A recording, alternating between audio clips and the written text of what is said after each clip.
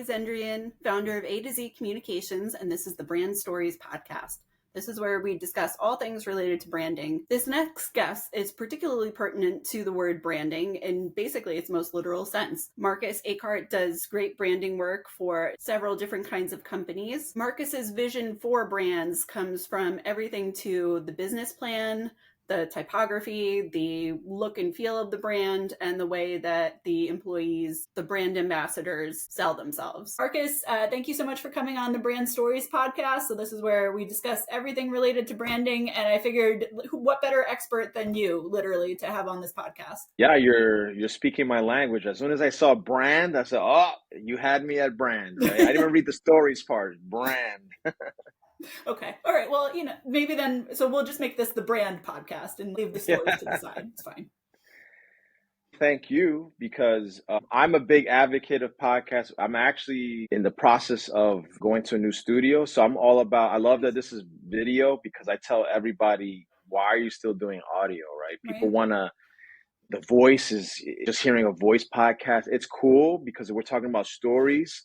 It lends to the mystery. But let's face it, we're in a world where clients, they want it fast, right? They want to kind of get rid of the guesswork because they do enough of that every day. So totally. Why not see who's speaking, right? Why not engage with the person that you're speaking with and connect with them immediately? If they don't like my ugly face, then I don't want to listen to this guy. Fine, bye. But if you're intrigued with what we have to say here, now who's delivering it and who the person is behind the messaging. Exactly. Well, you're getting that trust factor that much faster because you're like, Marqus, he seems like a likable guy. Totally normal. So first question, what is your favorite brand and why? This is such a good question. I did my due diligence. I can't be a brand developer without doing my research. I listened to the other episodes, the most recent one, Lauren Hong. I listened to that and I said, oh, wow, she's starting right off the gates with a hot question. So the answer I have is a shame on me. This is subjectively speaking. I'm ashamed that I admit to this, but I can't help. I have to recognize their hard work, and that's McDonald's. I use it for a lot of examples. It's usually McDonald's and Starbucks, but let's go with McDonald's. I love the McDonald's business model and brand. On the brand side, because I don't eat the food. Once in the blue, I'll cheat when I'm on the road with some chicken nuggets. Yep. But the secret is you have to ask for it either. There's two phrases you can use, either extra crispy or fresh out the fryer. Because then I'm telling you, when you're ever getting nuggets, go that route and it tastes like so good.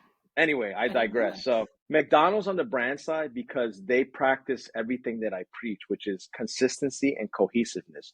Their system and their unison within that system, it applies to wherever a McDonald's exists. So whether it's Dubai, Japan, let's keep it specific, Tokyo, Tennessee to New York City, all the way to Egypt.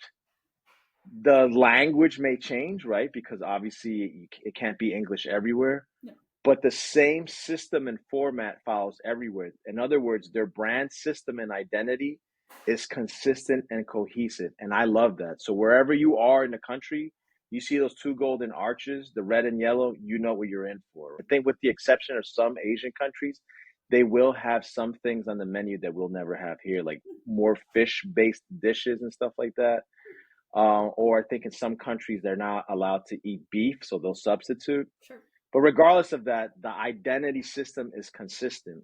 Now, on the business side, what I love about McDonald's is that they're not really a burger business. They are a real estate business. Every place that they set up at, they either own the land or they're going to own the land. Mm-hmm. So they've stockpiled quite the portfolio when it comes to, real estate. And that's amazing because, if that's the ultimate goal, I think with every business, or it should be, that buy real estate, whether it's commercial or residential, so that becomes sustainable and reciprocal income. And that's the ultimate goal in terms of investments. Now, it's hard today given the market, but that should still be something that you're considering as part of your portfolio in terms of diversifying your business.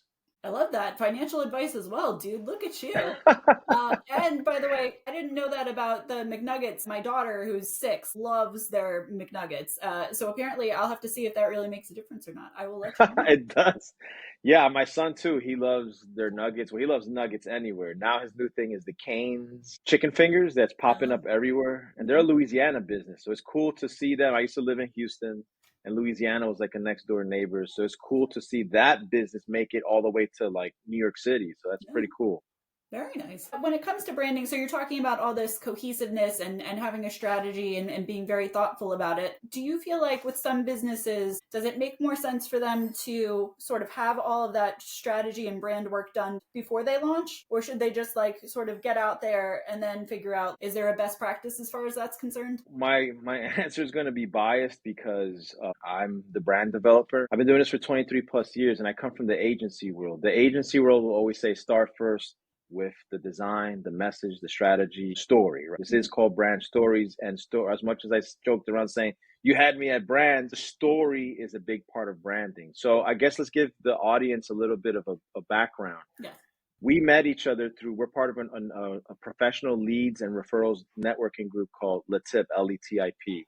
They've been around since 1978. So it's 47 years that they've been honing and crafting their skill of connection, right? They're even part of Cherry Tree's bank system, BANK. Basically, it's personalizing your business connection. So if you're the letter A, you're action oriented. If you're letter B, you're blueprint. If you're letter N, Nurture. you're a nurturer. K is knowledge. Shameless plug, right? Cherry Tree, where's my check? That's Latip, and it's been amazing for us. So we just had a convention, and you were part of my panel, which is building a solid brand foundation. And the whole goal of that panel was that I develop these strategies, I develop these approaches, or I develop you from the startup, or I'm helping you pivot. But there are key components and professionals that I work with in efforts to make that brand succeed.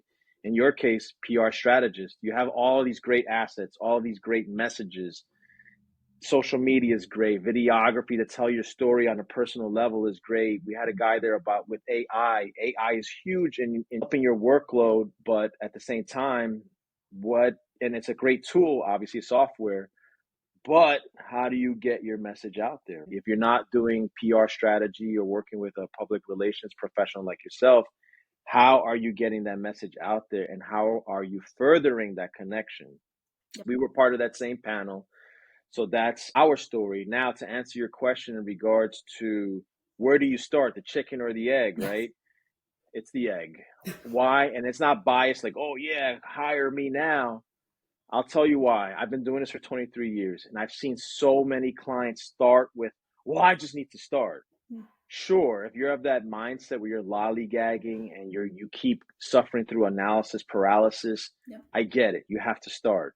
However, you should have never been there to begin with because if you would have planned everything accordingly, and I do live by the premise of if you want to make God laugh, tell him your plans. Yeah. But plans serve a purpose, right? They're a roadmap. They at least help you start in the right way. Are things going to change and go according to plan every time? No, not usually. Yeah. But you should have a strategic approach and a good system in place. So when you're out there trying to connect with your target audience and demographic, and people don't understand what the brand is, or there's a break in the chain, then you lost them, right? And now in today's world, 2025, people are fickle. Mm-hmm. Why wait until you get, pardon my French, your SHIT together when they can go somewhere else? Like if you're, let's say you're doing a wash and fold business and you promise to be the wash and fold business that's going to change everything. Okay, cool. Show me that. Why? How? Yeah. Who, what, where, why, when? But if you don't have your act together and you're starting out willy-nilly, then I'm going to go to the next person that's promising me that as well. And I'm just picking a random industry, but yeah, get your ducks in a row so that you're not having to spend 3 times as much when you could have just one shot, one kill, have done it right the first time and build that proper foundation so you could keep building up. Why build one semi foundation that's going to have cracks later on to move on later on to another foundation that also has cracks? Build one solid foundation and then you can build up and nestle yourself in that penthouse in the sky. Well, at that point, then the sky is the limit. So yeah, absolutely. And Marcus, you are probably the only person who has had the distinct honor of me running up to you at stage because we had mentioned that I am a very slow half marathoner. And so I thought that it would be funny to very slowly run up the stage. But getting to the branding nuts and bolts. So, what in that plan does somebody need to have? Like, what are those core elements that if you're not doing this, this, and this, you miss the boat, basically? Well, I wouldn't say you missed the boat, but you have to wait for the boat to come back and dock again, right? Yeah, fair. There's always an opportunity to hop back on. So the number one thing that's more ethereal than anything, it's passion. You have to have passion. I'm very picky and selective in the clients that I work with. If you're not passionate about your business, then how can I be passionate about your business? What you're doing is you're investing in me because I'm trying to integrate myself into your business. I want to be just as passionate in your business as well. Hey, if your business is pumpkin pies, hey, let me get a slice because I want to get in the know of everything that has to do with those pumpkin pies. Like, I want to be your passionate business partner that helps see the things that you don't see and helps you do the things that you didn't think of. So that's my job. So that's number one. If you're not passionate about your business, then that sort of effect trickles down. Your staff won't be passionate. Your team, the rest of your team, your vendors or the market that you're selling in, people can read that. People can read that this person's not being genuine.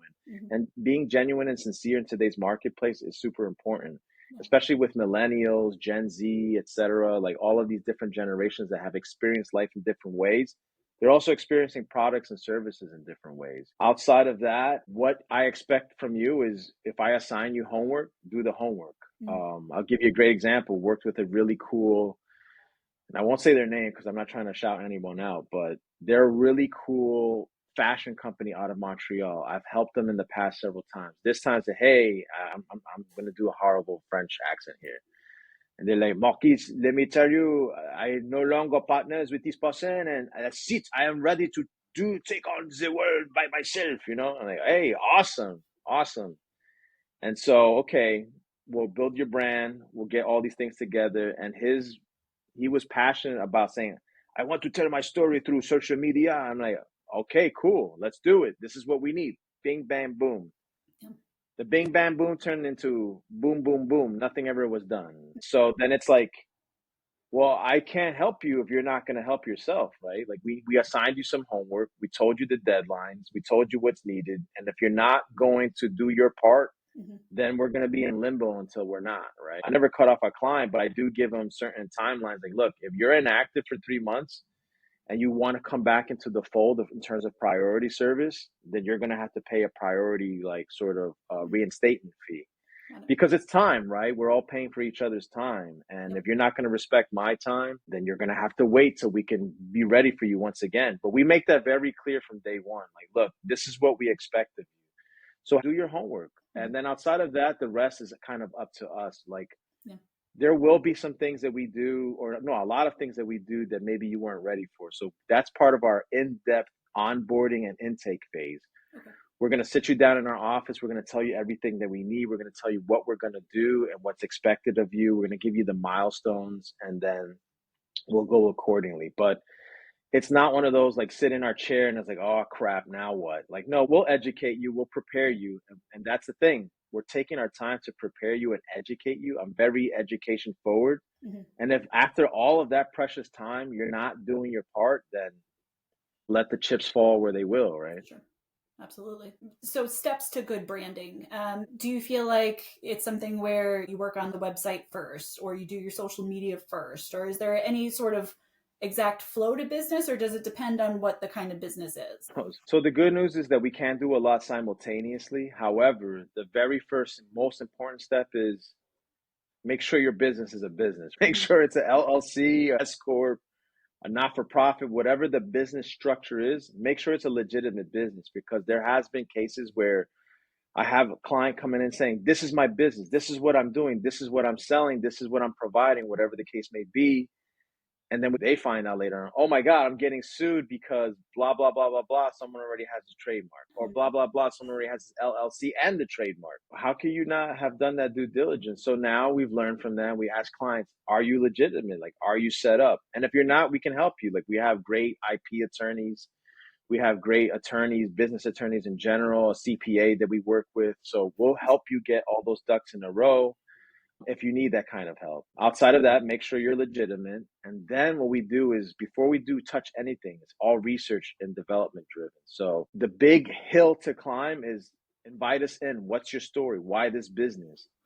And then we look at that story and then analyze it and determine, okay, this is a great story, but this is just your story.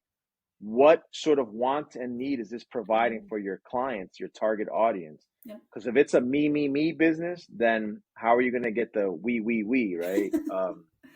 I like that. So there's that side. And then after we do all of that, we do concentrate on the identity first. So that consists of the logo, the typography, the colors, because in a visual sense, that's what starts the identity process. And through that, we also help develop your slogan, your mission statement, your modus operandi, internally and externally. So there's a message that you give your employees and your team, and then there's a message you want for others on the outside to accept on a cultural and social level. So we start with that groundwork first. After that, then we build the tools that help you create conversions or at least awareness. And that's your website, your social media, and even a launch event. We'll help you do a launch event. That's great. So how do you feel like marketing and PR work together? Is there a time when you tell a client, like, look, you've hit that place, obviously your story, is great, it's really resonating, let's add some PR? Yeah, I mean, it's funny because my number one ask, especially my chapter, I'm always looking for the number one question or ask I have is I need a PR person because because PR people are the ones that kind of take all these pages you've built for this book and the beautiful cover that we did and then puts it in front of people. PR people are great at getting the action-oriented perspective of connecting to another level. Social media is great on a digital level, but PR is great because it gets you into the right publications to get you in front of the right audience. Here I am giving the spiel about your messaging, but if that message is not reaching the next keywords that I've been throwing out, the target audience, then it's kind of like, where do we go from here? Like I got this beautiful Ferrari, but I have no road to drive it on. Oh, yeah. And that's, PR helps with that process. I admire and I respect the world of PR tremendously because I know what it's done for my clients in the past and in the present. Thank you. Greatly appreciated. I feel like one of the controversial topics that people talk about is with SEO and AI. Is AI kind of killing SEO? Do they feed together? Do you have any thoughts on that or where that's heading? Well, someone approached me after that. I think your approach to AI is very naive. And I said, it is. You're right. I'm not going to deny that. But I said, I kind of have to do that. Like I have to be the heel I don't know if people watch wrestling. I don't, but I know that terminology. Heel's the bad guy. Got it. I have to be the heel in the world of AI because I have to still stand true and 10 toes firmly on the ground on what it is that I do. When people are telling me, like, oh, soon AI will replace you, and not me, because nothing will ever beat that connection that I make for my clients. Nothing will ever beat that because AI can't ever show passion. AI can never show connection. AI can never show real world experience. I go to a networking event and let's just say, I'll give you one example of a scenario. A client puts down their phone. Sorry, I was playing this song that I just got forwarded by a friend. And let's just say I recognize the song. I say, oh, is that Miles Davis? Oh my God, how did you know? You listen to jazz? I'm like, yeah, I love jazz. I have a record player in my house. Boom, instant connection. AI can't do that. So with that said, people have to understand that AI is a tool. Can it replace certain people and industries? I wouldn't say replace, but can it make life easier in certain circumstances? Yes. Like I'll give you an example. I had a copywriter that all we did is fight because she was always presenting to me what her intent in her writing was. I said, that's fantastic. You get that, but the client won't get that. So we would spend 3 hours on what should be just clearly written content. And it turns into more of like, we're like waxing poetic on what now? And meanwhile, AI has replaced her, unfortunately, because until we find another personal connection, but for now, it has replaced this one specific person because it already understands our tone. Yep. It understands our intent and understands what our goals are because we've been feeding it the right prompts. And because of that, it has helped us during this transition phase until we find another copywriter that can gel with us and work with us in line with one another. So like I said, AI is a tool. Now, will I say that's going to be my copywriting solution forever? No, it can't be, because I'm a firm believer in, personal connection, and also having people, we want to build a team that, has our same vision. So that's just an instance where we just didn't align, and AI right now is helping. So as long as you use AI as a tool to help you execute certain things that can essentially save you time, that's, for me, my personal perspective, what AI is. It's a great tool to help me save on time. And what is time? Time is money. Heck yeah. That absolutely. So, what advice would you give to somebody if, as they're listening to us, for instance, they're saying, I feel like my brand doesn't entirely meet who I am today or where my business is and whatnot? How would you help them get it in alignment or zhuzh it up a little bit? So I go through that all the time. During convention, before I walked off the stage after our presentation, one person said, I'm in the bank processing industry. So, wow, it's a lot of competition. He's like, yes. And I have an important question for you. I'm like, sure, let me have it. He goes, I don't know what my brand is. I'm like, wow, then we need to talk, Yeah. right? Like, but what do you mean by that? He was an older gentleman, and old guard has a hard time understanding the new landscape of business and how people connect with today's business. So that's the real issue. It seems like it's a connection issue, probably a systems and operations thing, and most of all, a cultural thing. Like Yeah. I'm assuming this gentleman was like at least 65. How will a 65-year-old handle a young rock star real estate business that's full of like late 20s and early 40s firm? That's going to be a hard sell, because they just don't understand the cadence of that type of client, or some of their references, or the ability to just connect on a personal level. So that's a gentleman that I'm in talks with. So we'll see if we can help him or not, because honestly, if it's a lot of work that he won't understand, then it's going to turn into an uphill battle, and we can't kind of teach him what's going on today. We can, but we have to make sure he's receptive of it. We have a client like that already. He's been doing everything on catalogs for years. We finally got him on e-commerce. And he's like, I'm not ranking. I said, well, that has to do with SEO. He said, well, what's SEO? I'm like, oh boy. So we have to be careful of the hills we choose to climb up on. On the other side, I have another potential client as a result of that event, who said, we do very well with business. We're Las Vegas's number one hidden secret. I'm like, well, what do you mean by that? So, well, our business does well. I have a great rock star team. However, on social media, we suck. On our website, we've been getting a lot of conversions, but we don't know why. I think it's because we recently did something with they collaborated with someone else in the area. It was a festival. And I guess they got a lot of shout outs, and is getting a lot of that, but then he doesn't know how to retain them or how to repeat that process without having to rely on someone else. Yeah. So we're in the phase of reviewing everything. So your question is, how does someone prepare for like working with someone like me? Well, I don't know if you ever watched that Marcus Lemonis show, The Prophet, where he would take over someone's business. I don't know if it's still around, but it was on CNBC. I'm sure you could catch it on YouTube. Great show. It's kind of like Bar Rescue, but for business. Oh, yeah. Okay. So he would say, hand me over the keys because I'm taking over. And that's what we do. We take over everything. So I said, give me access to your website.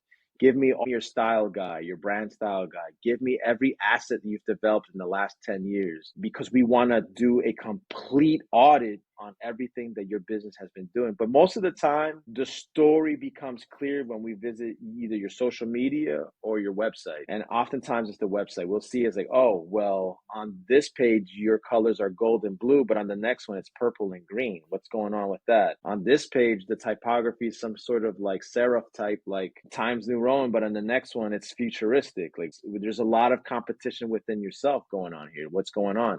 We'll do a complete brand audit like that, and then break down why their messaging is being broken. And here's the thing, I referenced that earlier. If there's one small break in a chain, the chain won't operate. That bicycle won't work. You'll end up stuck somewhere. God forbid, you don't want to do that. What's the job of the bicycle? To get you places. Exactly. So for that gentleman, or for anybody else who can't figure out what their brand is, how would you take them through an exercise or explain to them, this is what you ought to do to figure out who you are? So normally we'll compare them. We'll find out who their direct or indirect competitors are. A direct, obviously, within that industry. Indirect, meaning that they have a similar message, but they may not essentially be selling the same bank processing system or something like that, or card processing system, but they're in line with the kind of like vision that they have. So we'll do a comparison analysis, and then we'll show them like, look, this is where you should be. This is where we can take you, and it's up to you. This is the investment that it would take, but understand this is an investment towards building something solid. And from there, we can build up and figure out what the next levels are. But I always help clients understand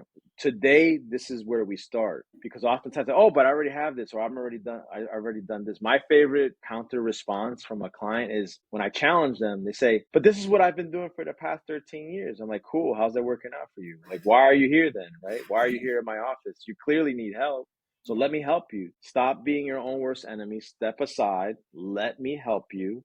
Let me come in from an outside perspective, because my goal is objective. My job is to help you and to help you get results. So stop getting in your own way, start trusting, start accepting, and let us help you and show you where the pain points are and how we can fix them. I had one client, we broke down everything that was wrong with her business, and we show her clearly through this sort of systems and operations review, you're losing this much money per month, and this is why you're struggling. She finally needed someone to kind of tell her what she already knew. Yeah, the truth. And I said, don't, now we know what's wrong, and now we can fix it. Exactly. I'm glad that you were able to help her. And hopefully you're going to be helping so many other people with this recording. So thank you so much for doing this. I appreciate it. Yeah, of course. I'm clients or potential clients. Their number one blockade is fear. Yeah. It's the fear of the unknown. They don't want to pull that trigger to at least start communicating with a professional that they can delegate to, because they fear that they might be embarrassed, or that, oh my God, I'm not ready yet, or I don't know what this is, and let me educate myself first. But by the time they get around to educating themselves, by the time they get around to getting all their ducks in a row, that's what eats up the time. Analysis paralysis. So it's like the first step is to start. Speaking to professionals, by all means, meet various professionals. Get, like we do with doctors, get a second opinion, get a third opinion. And then from there, you'll make your best decision based on what feels best for you and what's also best for your budget. Do you want to Yeah, tell just people let me where get to find you? a shout out. Yeah. So you can find the website, and the social media is the same. Just add the .com. So you can find me personally, my creative personal page that kind of gives you an insight to who I am and what I like and what I do for fun and all that. So you can kind of connect with the person behind the brand. That's Made by Aycart, MadeAycart. It's Made by Aycart on Instagram. And it's the same thing for the website, madebyaycart.com. I do take on projects personally. Sometimes it depends on the budget. And then Forager Brands, that's FORAGER BRANDS. That's on Instagram. It's fairly new. You'll see a portfolio of some of our most recent work. I have 23 years of experience. Forager Brands has been around for maybe 3 years or two and a half. But it comes with that 23 years of agency experience. The website's the same, foragerbrands.com. Nice. Go on there. I have links to set up a 35-minute Calendly. We could do a Zoom. 35 minutes, I guarantee you, I will change something, either the way you think, or the way your business operates, or the way you grow from here. So I guarantee change. 35 minutes is all it takes. Love it. Well, with that guarantee, everybody should be taking advantage of it. Awesome. Well, Ali, thank you so much for your time. Of course. Thank you.